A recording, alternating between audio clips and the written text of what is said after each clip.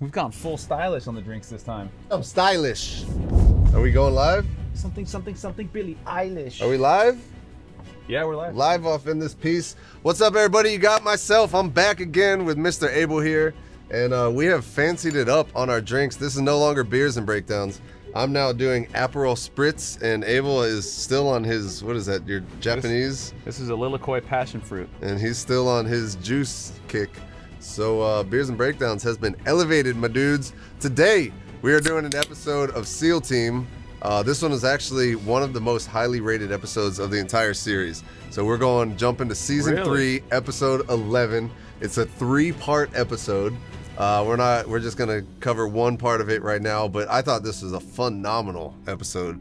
And you guys know I love SEAL Team, so I'm down for it. Did you say phenomenal? Phenomenal. It's both great and fun at the same time. Let's see. All right, well, Abel pulls up the show. I want to let you guys know that Barbell Apparel right now is running their annual hoodie sale. And what that means is that for every $99 you spend, you can get a free either Stealth Performance hoodie or their new Cotton Heavyweight hoodie. Just add it to the cart. It'll go in free of charge. And for every $99 you spend, you can add another hoodie. So there's no limit to how many you can stack. So check those guys out, barbellapparel.com. And while you're there, check out our Chase Fear, not here, check out our Chase Fear shirts, which we got. You can get those. And we've got some Chase Fear shorts you can get on Barbell as well. So check that out too.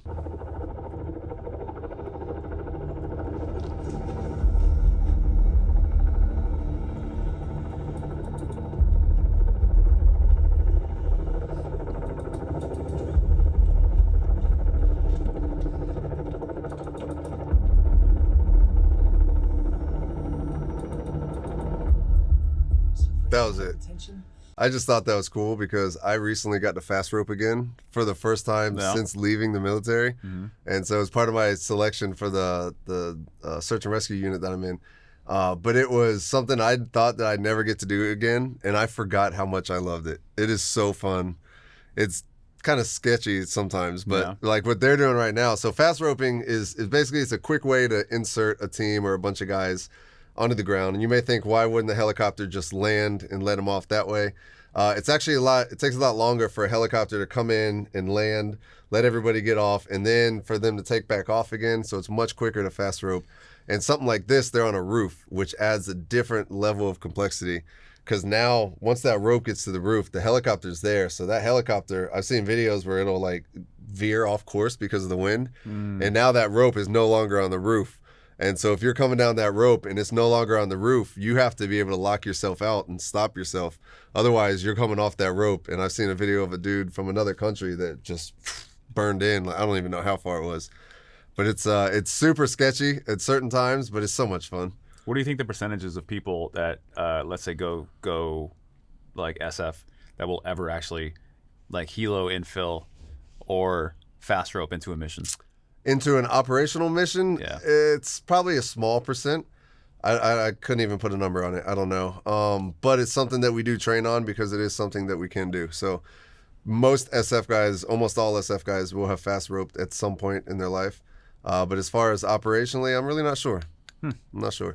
But if you look back at, what was it? Black Hawk Down, you can see kind of how dangerous it is. You had the one ranger that went to get fast rope in, completely missed the rope, which is a risk because it's a lot of moving pieces. You're in the helicopter, you're scooting to the edge, and then you're trying to grab onto a rope, which is being blown around because of the winds. And certain aircraft platforms, like the Ospreys, which are the ones with the twin rotors that rotate, the Ospreys are notorious because they have so much rotor wash that when that ramp comes down and you drop the rope shoots out behind it. So you have the helicopter here, but the rope will be coming out here almost flat. So until somebody gets on that rope and then it comes back down. So those are dangerous because you're reaching for that rope, and if you miss, you're going down. Yeah. Yeah, it depends. As far as operationally, I'm really not sure, but we all like. I'm scared to go on the, like on a kid's playground, where they got the fireman pole that kind of comes down. I'm afraid of those things. Like I'll go and I'll burn my hands up as I go down. I can't imagine doing that. Yeah, that's a risk too, man. I was doing it when I was telling you I was doing it recently. I just had regular mechanics gloves. They're my regular shooting gloves because I didn't have my fast rope gloves, which were fine for a little short fast rope or two. But man, I did one that was a little bit longer, and I got to the end and I was starting to feel the heat already, and my gloves were destroyed. They're totally torn. Oh, wow. So there was no more fast roping going on that day for me.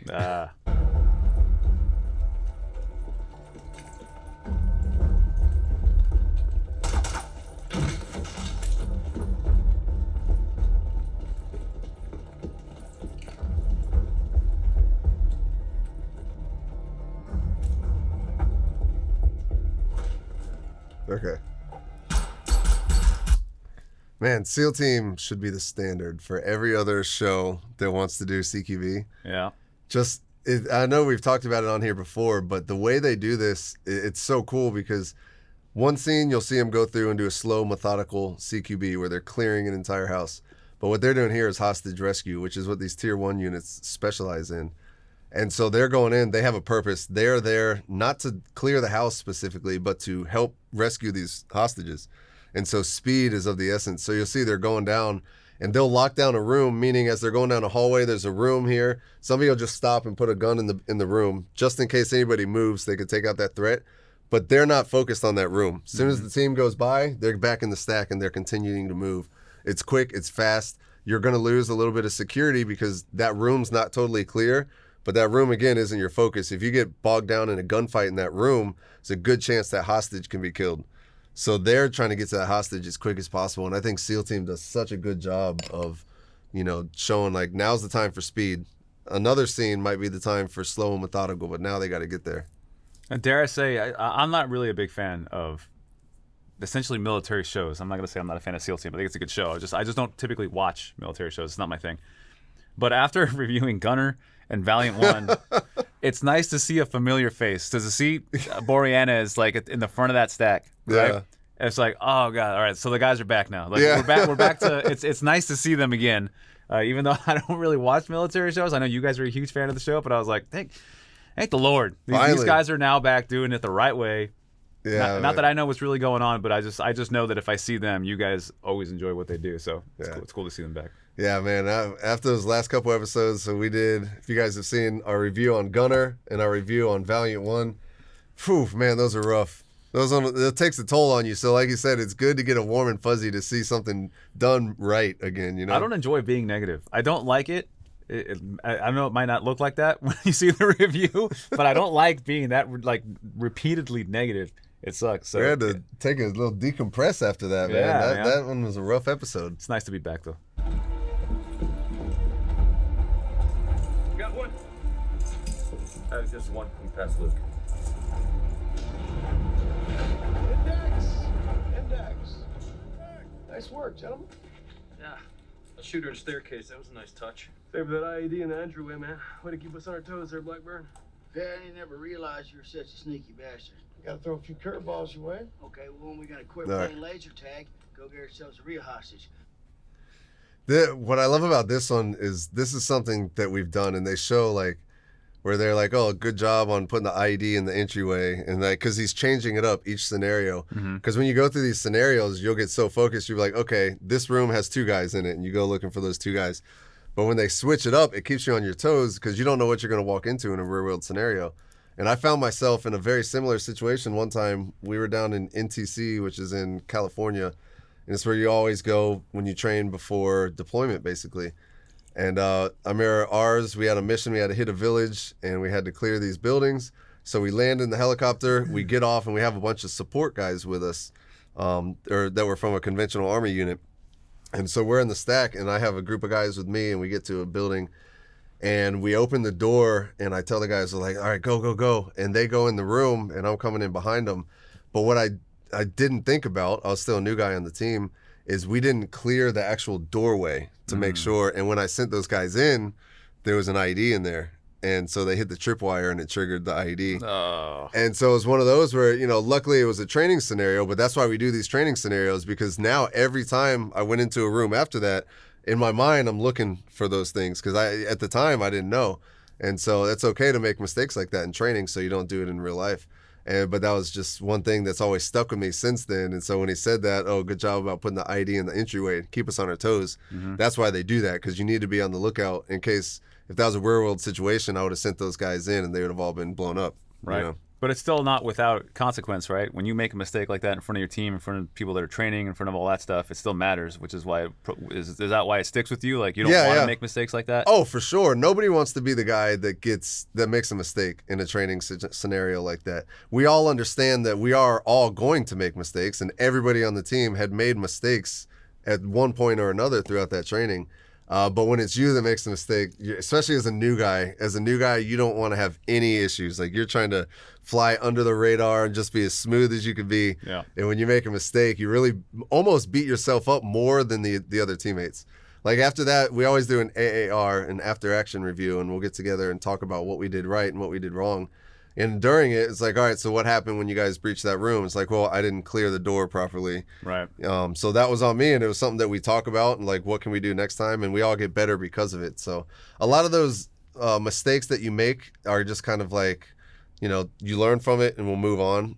There are some pretty egregious mistakes that you can make, like flagging somebody, which is when you point your gun, and then, like, if you're on my team and I point my gun straight at the back of you while you're going in, right, that's a dangerous situation. Or if you actually have a friendly fire incident, luckily with like a paint round or something like that, that's a pretty big one. Which is so prevalent in bad movies that me, not being a tactical person who's never served in the military, never had any real training, now I look for it every time I watch anything. So when you go back from the movies that we did review to this, I saw them going down the stairwell. I saw muzzles going straight up. Yep. I didn't see anybody getting flagged. And I look for it now because it's a very basic thing once you learn it. You don't have to be tactical to understand. You shouldn't point a barrel at the person in front of you, because if things happen and you shoot them, right, that's how you can't take that back. So, like, I see them all sticking straight up. I see the next scene, they're sticking straight up, except for the guys in the front of the stack, or one going to the left or to the right.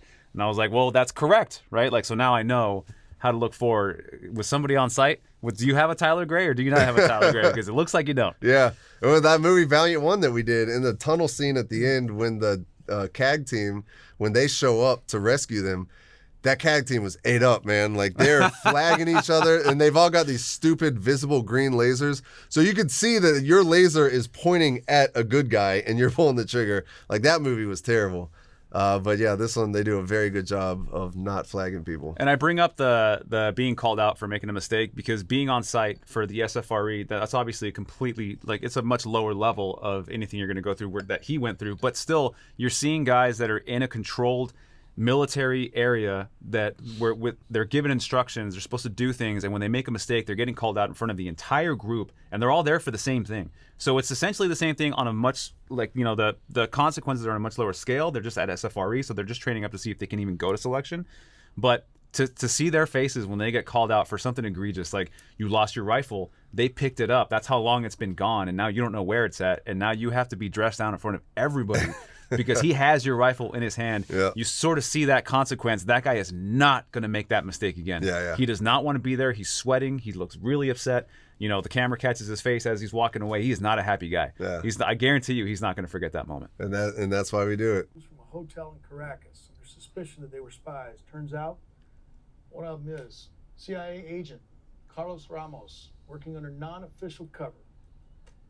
CIA SOCOM Joint Task Force is already boots on the ground prepping the AO. Word is they're going to move the prisoners. We need to strike before that happens. They're throwing around some terms and some acronyms. And so the one he's talking about, the CIA agent has a non-official cover. And so there's a couple different ways that people can operate. And, a non-official cover basically just means that he's in the country and his cover is something like not government related at all. Mm-hmm. So an official cover would be that he's like some low-level embassy employee or something like that. Okay. He's not an actual spy. They pick him up. He might have credentials like, oh, he just works at the embassy. He's not a high-value person. So a non-official cover could be like he's maybe like a school teacher or something not government related. Okay. And so the difference there is that as a non-official cover, he's going to have a lot more freedoms of movement throughout the country. Because if he's just, at some positions, they'd be like, why is an embassy worker here? That looks suspicious. Right. But if he's just a regular person under a non-official cover, then yeah, he could like viably be somewhere, that would look suspicious for somebody else. The downside, though, so you have more freedom of movement with a non-official cover. But the downside is if he gets rolled up, then he could be treated a lot worse as a non-official cover because he doesn't have any value to them at that point. Oh, okay. So if he was an embassy worker or something like that, they'd be like, we can't harm this guy because he's an actual U.S. government employee. That could look really bad on us. Uh-huh. And also we could, potentially barter and trade him back.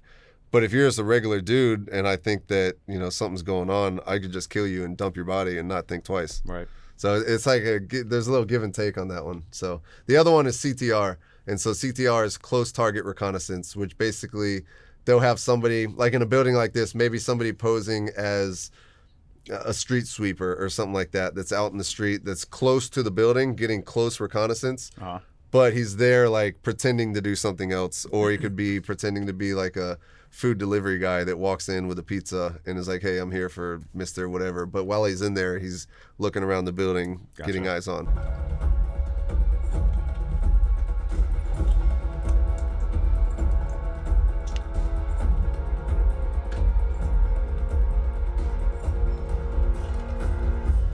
Ready? Do it. Pucker up, little buddy.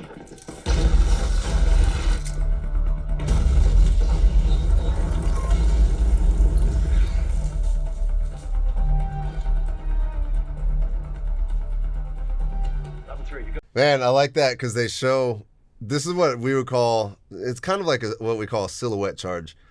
Generally with a silhouette charge is you'll take a large piece of cardboard and it'll be pre-planned, so you'll have little bits strategically placed of little quarter blocks of C4 around it. And the idea is that you could expeditiously, unfold it, strap it onto a wall, blow it up, and it's just going to blow a hole in the wall, a silhouette size hole that you could then walk through. But what they did is they had it in a much smaller portion, and it looked like it was just det cord wrapped around. I couldn't tell if it had actual like little cut out pieces of C4. But basically what they're doing is making what's called a gun port or a gun hole or a port hole. And so they're just making a hole in the wall for one, to grab attention, but also now they have access into that room to be able to put fire in. But it's one of those things that comes with experience. So clearly Sonny had it with him already pre-done. And that comes with experience. He's like, hey, in the past, I've probably had to use something like this because he doesn't know that he's going to need this. But you're going to have things, you're going to pre-plan things ahead of time. Be like, what could I use? What's likely to be used? What have I used in the past? And so what can I actually fit in my bag? So that was nice and small, compact. He just threw it on and popped it. So this is more of an operator to operator decision as opposed to an overall team decision that was calculated before. He just decided to pack this. I might need it. And is that how it would usually go? Yeah, generally, a lot of times stuff like that will be, he's clearly the breacher on the team. And so, it comes with experience. So the team's not going to be like, hey, you're going to have to bring this. Like, he's kind of the subject matter expert. So they had that big mock-up of the building that we saw. And so he's looking at that, and everybody's thinking their piece. So the medics are looking at, okay, where can I stage my casualty collection points? Where can I put people for quick exfil? The Bravos, or in the SF world, they're going to be looking at, how can they gain entry? How are they going to, secure the building from the inside and things like that. As the breacher, he's looking at the doors. He's looking at how can I, explosively gain entry into a door, or do I need to explosively gain entry? Can I just hit it with a shotgun or something? So everybody's looking at their piece, and they're using their past experience to kind of paint a picture of what they might need and then pack accordingly. So I'm assuming that's what's going to make a tier 1 team a tier 1 team, right? Is the fact that they obviously anybody can be told exactly what to do and try to execute that to a T, but it's up to them to figure out the actual action plan on the ground. Yeah. And so they need that experience. They need that training. Yeah. The higher you go on the food chain, as far as, conventional forces, special operations, tier 1, the higher you go, the less you're going to be told what to do, the more you're expected to think on your own and come up with plans. That's why they are so high, because they don't need to have their hands held and be told what to do. So, and that's what, separates or makes the difference. Because at a regular Army unit, they're going to be like, hey, I want you to bring this kind of charge, be prepared for this. The higher you go, you're going to be doing that on your own. Which sounds terrifying. There's Tyler. Tyler. Oh. Yo.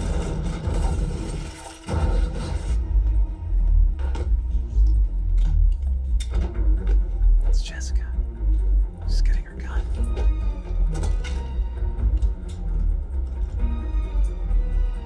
Bravo 1, Havoc has fallen. I don't know why I think that's so funny. You got Blackburn, his character. He's clearly like the commander right now, but he used to be a team guy.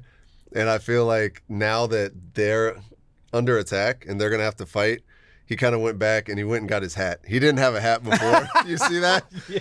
He's just like, it's business time. Puts his backwards hat on. He's like, Blackbird's back, baby. I just thought that was hilarious that he went and grabbed his kit and he made sure. He's like, now it's business time. All right, guys. Well, that was Part 1. SEAL Team Season 3, Episode 11. something of the siege, whatever. But that was a 2-part episode. So that was part 1. We'll be back with part 2 later. Which is interesting, right? So they did one long episode that was part 1 and 2. Why wouldn't it just be a 2-part? So it's actually 3 episodes.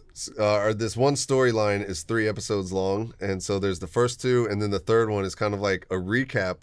I don't want to spoil it, but it's a recap. They're trying to figure out what happened that led to a result that we'll see in the next one. Ooh, cliffhanger. I know. I just guess like this is 1 and 2 is one long episode, is it not? No, it's actually 2 episodes. I don't know why it came up as one long one here. Oh, okay, because it says Protocol 1 and 2, and then there's Siege Protocol. That's it. Siege Protocol, yeah. So great. This is probably one of my favorite episodes of the entire series that I've seen. I actually have not seen the last season of SEAL Team, and so don't spoil it. I kind of know what happens right before that. There's a big character development, but I haven't seen the whole thing, so I need to get on it. We'll see you guys on the next episode of Beers and Breakdowns. Woo! The tactical sommelier will return.